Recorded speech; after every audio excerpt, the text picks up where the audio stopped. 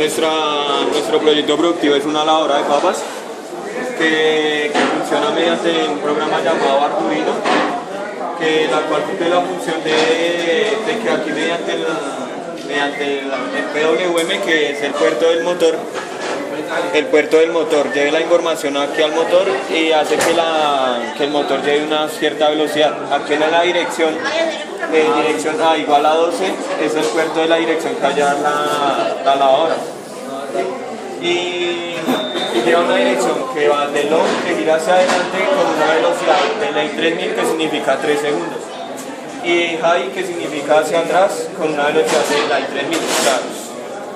Básicamente es que gira 3 segundos hacia adelante y 3 segundos hacia atrás constantemente, y así cuando termina el ciclo se cumple otra vez y empieza desde arriba.